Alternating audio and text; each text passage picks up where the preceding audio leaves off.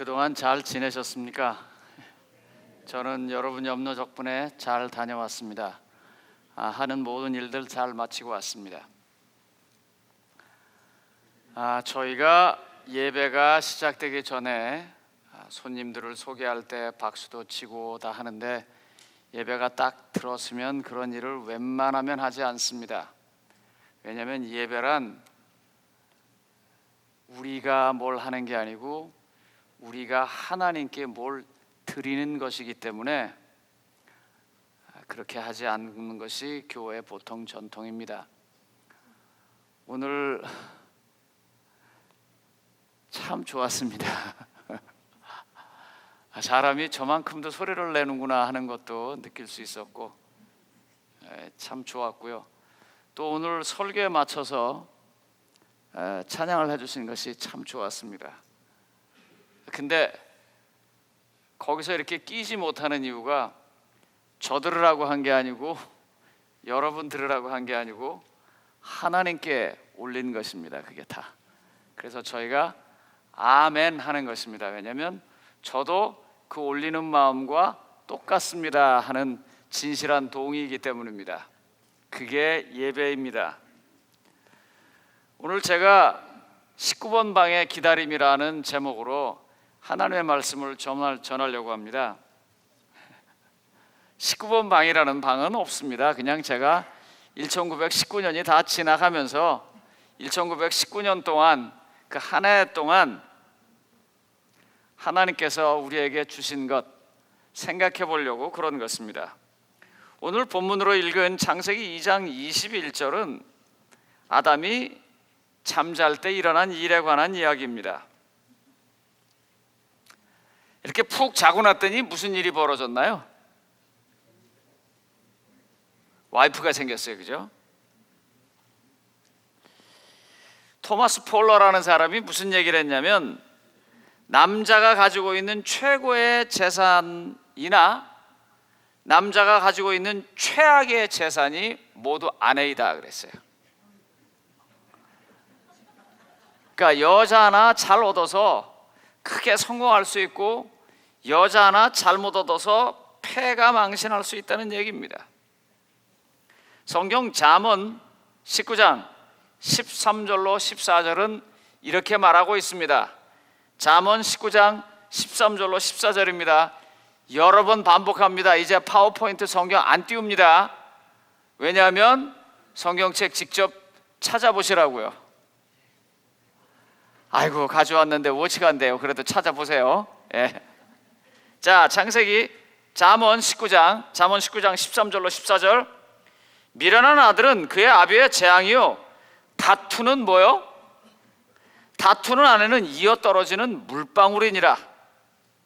집과 재물은 조상에게서 상속하거니와 슬기로운 아내는 여호와께로서 말미암느니라. 근데요 이 성경이 좀 바뀌어야 합니다. 아이고 목사님 성경을 바꾸다니 그 무슨 말씀이세요 하는데 이거 좀 바뀌어야 돼요. 어떻게 바뀌어야 될까요?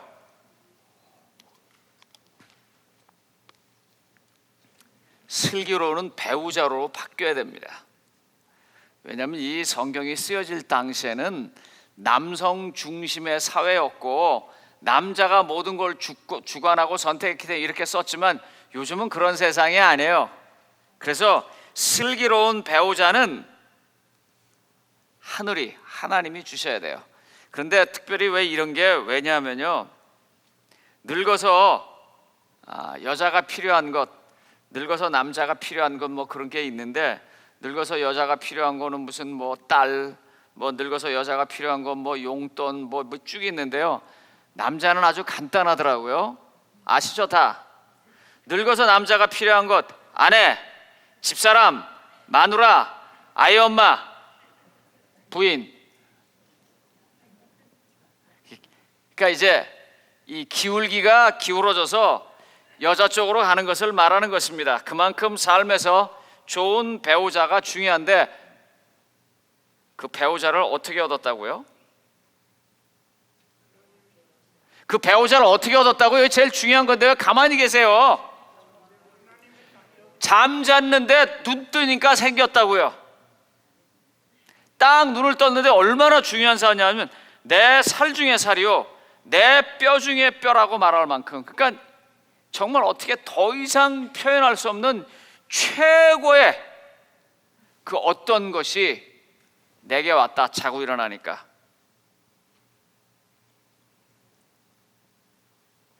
이 말이 뭘까요? 이 말이 뭘까요? 아담이 잠자는 동안에 하나님은 해와를 보내주셨습니다. 아담이 잠자는 동안에 아담에게 가장 필요한 것이 채워진 것입니다. 사실 그 일은 지금도 일어납니다. 사람이 피곤한 몸을 잠자고 나면 그 잠자는 시간에 몸 스스로가 알아서 다 그 하루 지나면서 다쳤고 망가졌고 여러 가지 치료가 필요한 것들을 밤에 다 고쳐놓습니다. 그래서 아침에 일어나면 어떤 거예요? 자고 일어나니까 멀쩡한 거예요. 여러분, 제가 좀 일찍 오려고요 비행기표를 바꿨다가 그 시간을 잘못 알아가지고 놓쳤어요. 그래서 다른 비행기 타고 왔거든요. 제가 한잠도 못 자고 들어왔습니다. 금요일 날 들어올 때요 제가 잠 하나도 안 자고 들어온 거예요. 어제 들어왔으니까요. 그런데도 금요일 날 자고 오늘 오니까 어떻게 해요? 멀쩡해요. 왜요? 잠자는 동안 하나님께서 다 고쳐주셨기 때문이에요. 우리 몸에 제일 필요한 걸 하나님께서 주셨기 때문이에요. 그것과 똑같은 얘기가 지금 나오는 것입니다.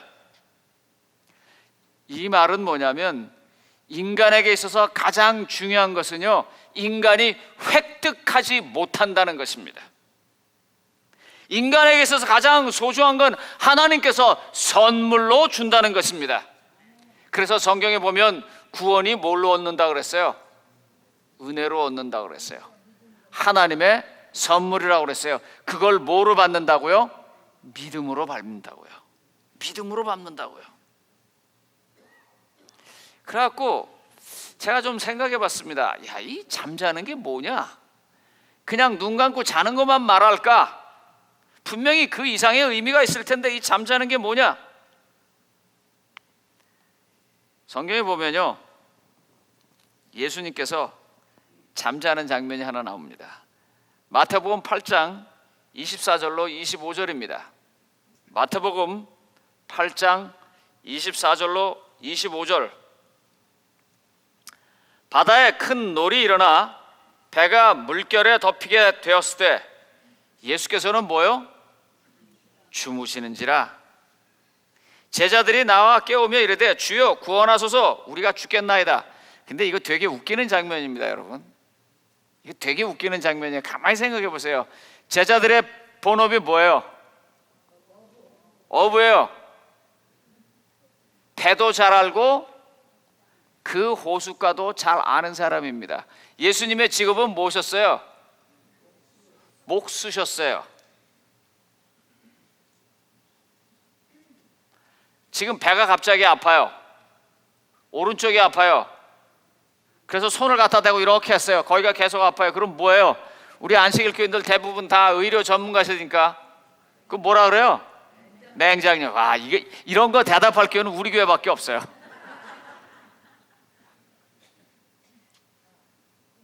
그런데 막 맹장이 아픈 것 같고 막 그러는데 갑자기 자동차 정비하는 형제한테 가가지고 이거 아픈데 어떻게 하냐고 그러면 뭐라 그러겠어요? 그 사람 무슨 말인지 하나도 모를 거예요. 왜? 자동차 정비하는 사람, 그 사람은 바퀴도 잘 알고 핸들도 잘 알고 기아도 잘 알고 엔진도 잘 알지만 모른다고요. 그런 거 보면 예수님의 제자들이 믿음은 있었던 것 같아요. 예? 그럼 막 깨워갖고 예수님한테 죽게 됐다고 하는 거 보면 믿음은 있는 것 같아요. 여러분, 이 장면을요 다른 성경절로 보면 이렇게 간단한 게 아니에요. 누가복음 8장 23절에 보면요 광풍이 호수를 내리침에 배에 물이 가득하더라 그랬어요. 그러니까 이게 지금 간단한 상황이 아니야. 정말 어부들이 자기네들이 생각할 수 있는, 감당할 수 있는 그런 상황이 아니에요. 그래서 학자들 보면 뭐 여러 가지 설이 있어요. 뭐 갑자기 회오리 바람이 왔다. 또 어떤 사람은 제가 이거 쭉 읽어보니까요 갑자기 갈릴리 호수 밑에서 지진이 일어났다 그랬어요. 그래가지고 막 확 흔들리는 거예요. 우리 전번에 지진 났을 때 저거 흔들리는 거 봤잖아요. 막 훅 이렇게 흔들리는 거. 마가복음 4장에는 뭐라고 말했냐면요, 왜 우리가 죽게 된 것을 돌아보지 않습니까? 그랬어요. 그러니까 지금 이 사람들이 죽을 것 같았던 거예요. 그런데도 예수님은 그런 상황인데 잤어요. 이게 뭘까? 도대체 이런 상황에서도 예수님이 주무시는 그 태도가 뭘까 하는 거예요. 왜 그러셨을까? 첫째로 예수님 너무너무 피곤하셨다. 그 앞전에 읽어본 뭐 귀신 쫓아내고 뭐하고 일이 많으셨어요. 그래서 골아 떨어졌다.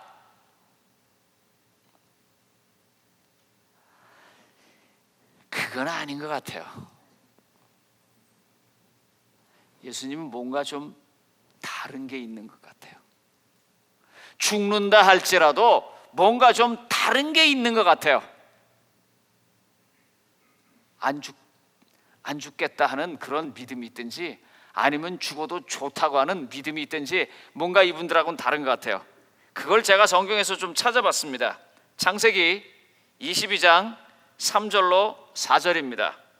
창세기 22장 3절로 4절. 아브라함이 아침에 일찍 일어나 나귀의 안장을 지우고 두 종과 그의 아들 이삭을 데리고 번제에 쓸 나무를 쪼개어 가지고 떠나 하나님이 자기에게 일러주신 곳으로 가더니 제3일에 아브라함이 눈을 들어 그곳을 멀리 바라본지라. 이 말을 제가 현대어 번역으로 좀 읽어보겠습니다. 자, 현대어 번역으로 읽어볼게요. 그때 여호와께서 아브라함에게 말씀하셨습니다. 2절서부터 읽습니다. 너는 사랑하는 내 외아들 이삭을 데리고 모리아 땅으로 가 내가 지시하는 산에서 그를 나에게 제물로 바치라. 그래서 아브라함은 다음 날 아침 일찍 일어나 나귀의 안장을 지우고 제물을 태울 나무를 준비하여 두 종과 자기 아들 이삭을 데리고 하나님이 지시하신 곳으로 향해 떠났다. 3일째 아브라함이 멀리서 그곳을 바라보고, 보통 학자들이요, 이때 아브라함의 나이를 120세라고 합니다. 그리고 그 당시에 120세는 그 당시 사람들에게도 아주 장수 노인, 다시 말하면 노인 중에 노인이었었어요. 제가 우리 부목사님들한테 이렇게 얘기해요. 목사님들 저한테 잘하세요. 그러면서 뭐라 그러냐, 나이가 들면 섭섭 귀신이 붙는데요. 내가 그래요. 네. 섭섭 귀신이 붙는다고요. 조금만 뭐라 그래도 어떻게 해요? 옛날엔 그냥 넘어가던 게 안 넘어가져요. 지금은. 이거 왜지? 혹시요 남편들이 예전에 비해서 잔소리가 많아지고 또 관여하지 않는 거 자주 간수하고 화 많이 내거들랑 지금 남편들이 서서히 여성 호르몬이 나오기 시작한다고 생각하시면 돼요. 그래서 이제 아멘. 그래서 불쌍하게 봐주세요. 노인들은요 여성 호르몬도 나올 뿐만 아니라 이제 섭섭 귀신까지 붙어가지고요. 지금 아브라함이 그럴 나이에요. 100세에 자기 아들을 얻고 20년 동안 그 약속의 아들을 바라보면서 정말 꿈이야, 꿈. 자기의 모든 삶의 의미야. 자기의 모든 것의 존재예요. 그렇게 20년을 꿈같이 보내는데 느닷없이 하나님께서 네 아들을 드려라, 제물로 바쳐라, 죽여라. 여러분, 이 가는 데가 어디죠? 멀리서 본 데가 어디죠? 모리아산입니다. 여기서 누가 죽었는 줄 아세요? 이 모리아산에서요? 학자들은요 견해가 좀 다릅니다만, 여러 견해가 있습니다만 어떤 견해도 있냐면 이 모리아산이 예루살렘인 건 확실하고요. 열왕기하에 읽어보면 여기다 솔로몬이 성전을 졌고요. 그래서 골고다 언덕도 이 모리아산일 것이라고 생각을 해요, 사람들이요. 하나님은요 지금 아브라함에게 하나님의 가장 큰 신비를 이야기하고 있는 중이에요. 지금요 하나님은요 아브라함을 믿었어요. 그리고 하나님은요, 아브라함하고 함께하고 싶어요. 하나님은 아브라함과 반딩이 됐다고요. 그래서 하나님의 가장 소중한 걸 지금 주는 건데 아브라함의 입장에서는 숨이 콱콱 넘어가는 거예요. 지금요. 아브라함의 머릿속에 살인하지 말라고 해놓고 저한테 왜 이러세요? 창세기 12장 1절에 제 씨로 열국을 만드신다고 그러는데 왜 이러세요? 아브라함은 정말 할 말이 많았을 거예요. 아브라함의 마음은 콩 먹는 듯 했고 전쟁이었을 거예요. 그런데요, 그걸 이렇게 보지 말고요, 멀리서 한 그림으로 볼까요? 아브라함은 그 얘기를 듣고요, 여기 성경에 보면 아침에 일찍 일어났다고 그랬어요. 어제 저녁에 듣고 망설임 없이 일찍 일어났다고 그랬어요. 그리고 장작을 쪼개고 모든 걸 준비하고 아들을 데리고 나섰다고 그랬어요. 부조와 선지자 147쪽과 151쪽에는 이런 말씀이 있습니다. 아브라함은 밤의 이상 중에 모리아 땅으로 가서 그에게 보여주게 될 산에서 그의 아들 이삭을 번제로 드리라는 지시를 받았다. 이 명령을 받을 때 아브라함의 나이는 120세였다. 그는 그의 세대에서도 노인으로 간주되었다.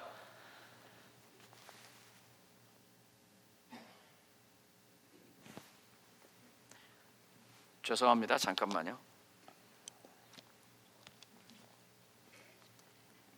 그는 젊은 시절에는 어려운 일도 견디고 위험한 일도 용감하게 밀고 나갈 만큼 굳센 믿음이었으나 이제는 청춘의 열정도 사라져버렸다. 그래놓고 150쪽에 이렇게 말해요. 아버지와 아들은 나란히 서서 말없이 여행하였다. 저는 이 글이 굉장히 눈에 들어왔어요. 아버지와 아들은 말없이 서서, 나란히 서서 말없이 여행하였다. 근데 여기 정말 말이 없었을까요? 갑자기 자기를 데리고 나서는 아버지를 바라보면서 평소와 다른 그 모습의 아들대로 생각이 많았을 것입니다. 마찬가지로 지금 그 아들을 데리고 가는 아버지는 정말 마음이 복잡했을 거예요. 이럴까 저럴까 하는 수많은 생각들이 머리로 지나갔는데 우리가 이걸 이렇게 보지 말고 한 발만 뒤로 물러가서 보자고요. 아무것도 모른 채로, 이 사정을 전혀 모른 채로 그냥 보는 사람의 입장에서 보자고요. 어때요? 아브라함은요, 일말의 흔들림도 없이 하나님의 명령에 순종하면서 가는 것입니다. 어떤 흔들림도 없어요.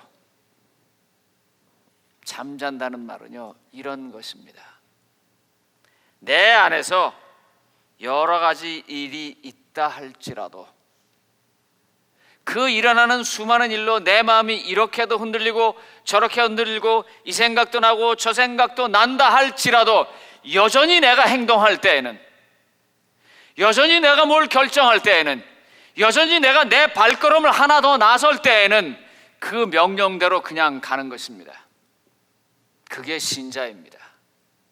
그럴 때 하나님께서 우리에게 가장 큰 것을 주신다는 것입니다. 저는 2019년을 다 보내면서 우리 성도님들에게 이런 믿음이 열매로 열어지기를 바랍니다. 오늘이 2019년의 마지막 안식일입니다. 우리는 어쩌면 이런 믿음을 가졌을지 몰라요. 어부된 제자들이 풍랑이 일어나니까 예수님을 흔들어 깨우면서 살려달라고 말합니다. 저는 참 이게 믿음 없다고 생각되지 않아요. 정말 믿음이 있는 행동이라고 생각합니다. 자기네들이 할 수 있는 일이 아니고 주님이 할 수 있는 일이다 하고 목수인 예수님에게 매달리는 것, 그건 뭔가 제자들이 예수님에 대해서 안 것이 있었다는 말입니다. 우리는 이와 같이 하나님에 대해서 내 나름대로 절대로 흔들림이 없는 그 무엇을 알게 되기를 바랍니다. 오늘 2019년 마지막 예배를 통해서 우리는 그런 하나님께 경배드렸으면 합니다. 로마서 8장 32절은 이렇게 말합니다. 자기 아들을 아끼지 아니하시고, 로마서 8장 32절입니다. 자기 아들을 아끼지 아니하시고 우리 모든 사람을 위하여 내주시니가 어찌 그 아들과 함께 모든 것을 우리에게 주시지 아니하겠느냐. 그런 믿음이 마음에 있는 거예요. 아들을까지도 희생한 그분이, 그렇게 날 사랑한 분이, 지금 내가 이거 잘 모르지만, 어쩌면 내가 죽을 수도 있지만 내 모든 것을 다 잃어버릴 수도 있지만 하나님은 그 뒤에 뭐가 있으시다. 그래서 흔들리면서도 그의 발걸음은 모리아산을 향해서 흔들림 없이 나갔던 것입니다. 2019년 한 해를 보내면서 그런 믿음이 있게 되기를 바랍니다. 로마서 8장 35절로 37절은 이렇게 말합니다. 누가 우리를 그리스도의 사랑으로 끊으리요? 환난이나 곤고나 박해나 기근이나 적신이나 위험이나 칼이랴. 기록된 바 우리가 종일 주를 위하여 죽임을 당하게 되며 도살당할 양같이 여김을 받았나이다 함과 같으리라. 그러나 비록 우리가 날마다 죽임을 당하는 양처럼 그렇게 힘든 인생을 산다고 할지라도, 그러나 이 모든 일에 우리를 사랑하시는 이로 말미암아 우리가 넉넉히 이기느니라. 아멘. 우리가 넉넉히 이기느니라. 성도님 여러분, 우리의 평균 나이가 69세였었습니다. 그게 5년 전에 잰 수치입니다.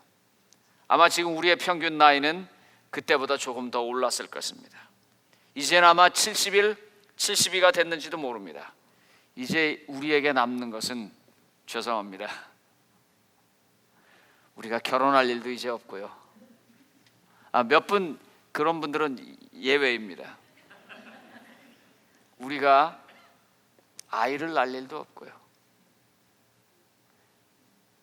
이제 애석하게도 우리에게 남은 것은 죽을 일만 남았습니다.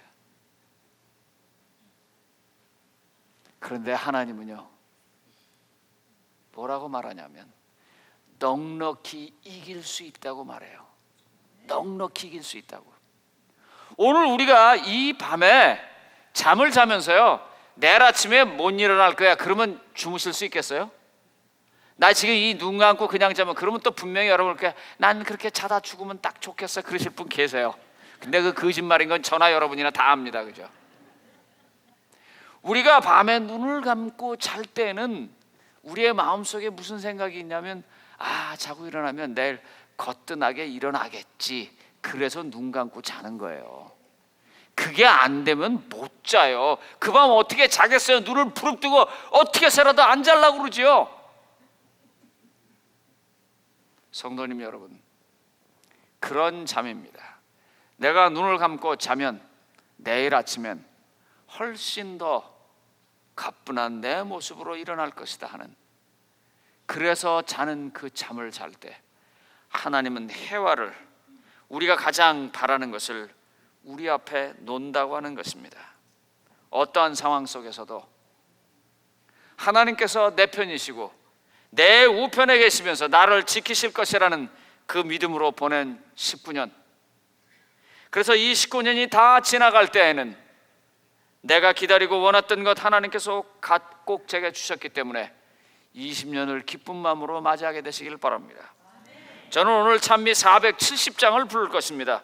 이 세상은 요란하나 우리는 주 안에서 평안합니다. 이 찬미를 부르실 때 이 찬미가 우리 모든 성도님들의 한 해를 보내면서 하나님께 드리는, 정말 곡조로 드리는 기도와 서원이 되시길 바라면서 말씀을 마치겠습니다.